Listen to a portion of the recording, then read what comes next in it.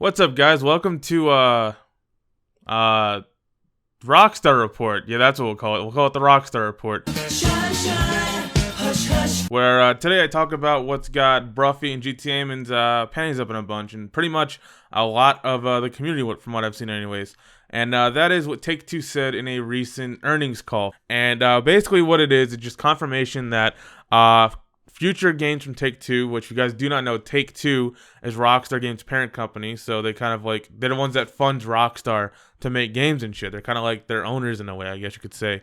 So they kind of dictate whatever goes on at Rockstar. So that's why this is a big thing, and that's what this connection has to do with Red Dead Redemption 2, Grand Theft Auto Online, and any future things from Rockstar at all, really.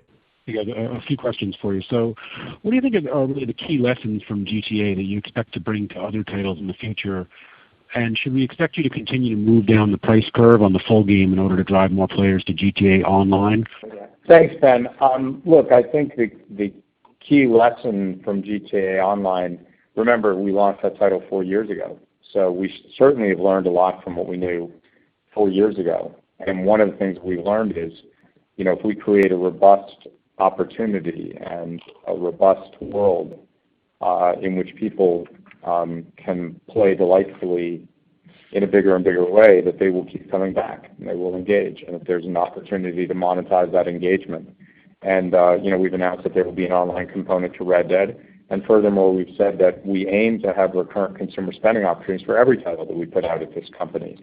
It may not always be an online model, probably won't always be a virtual currency model, but there'll be some ability to engage on an ongoing basis with our titles after release across the board. They also said that in total, 42% of Take-Two's revenue came from microtransactions during last year. So the reason why this is so worrying for a lot of players, including myself, is because the microtransactions in GTA Online are already way out of control. Now, what do I mean by this? It's the pricing. It's the way they got the game set up. They haven't changed the price of shark cards in any way, which is the microtransactions in the game, but they have changed the prices of everything in the game. So these free DLCs that come out have planes that cost $5 million plus upgrades, cars that cost $2 million. So you could buy a $2.7 million car and a $5 million plane, and that $8 million shark card that you paid $100 real life dollars for is gone. And even in the past, another earnings call a couple months ago, the Take-Two CEO, which is Strauss Zelnick, was talking about adding more microtransactions, trying to make more money, make it more profitable. I think Jim Quintition made a video on that if you want to link it down in the description below. But basically what they're saying is they're trying to milk this for everything they can. They're planning on adding more microtransactions in future titles, that being, Red Dead Redemption 2, the new GTA, whenever that comes out, probably in a few years, from a new Midnight Club, whatever comes out from Rockstar, or, a new Borderlands game, anything that has Take-Two to do with it, anything to do with Take-Two at all that has their name on it, is going to have more microtransactions. They even said that it's not always going to be a digital currency thing, and it's not always going to be online. So that means that we may even see single-player microtransactions, and in a game like Red Dead, that'd be pretty shitty. That'd take away from the story, I think. And a lot of people like to think that Rockstar is their friend and Take-Two is just a big, bad, evil corporate overlord that forces them what to do, and they're slaves, and they're on our side. Look, Rockstar and Take-Two, none of them are your friends. They're both companies that want your money. That's the end of it, okay? And look, I love Rockstar. I love their games. I love the stream team in NYC. They're some of the coolest people I've ever talked to over there at Rockstar. But Rockstar itself is a company. They are not your friend. Do not think that Rockstar aren't loving the fact that they're making so much bank from GTA Online, and don't think that don't think they're not willingly adding more microtransactions to Red Dead Redemption 2's online and possibly even single player experience, because trust me, they are. Do you think they're turning down? Do you think they turn down money? Do you think Rockstar, a company, would turn down money, or Take-Two? Of course not. Of course not. This whole conference call was them stroking their own egos over how much money they made. That's basically what it was. So you could be pretty strong in believing that Red Dead Redemption 2 will be full of microtransactions just like GTA Online, if not even worse.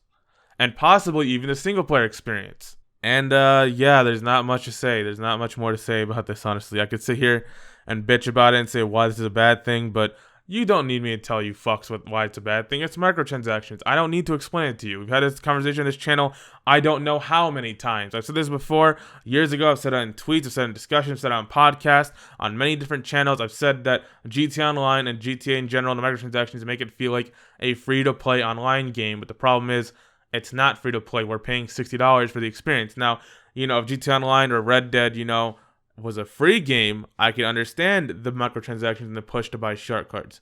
But they are not a free-to-play game. We are paying a full price for it, $60. That's why these microtransactions are bullshit. You know, you see people try to defend these or compare them to Call of Duty and say, well, you compare them to Call of Duty and supply drops, they're not that bad, and you know they help people that don't play the game that much, and this, that.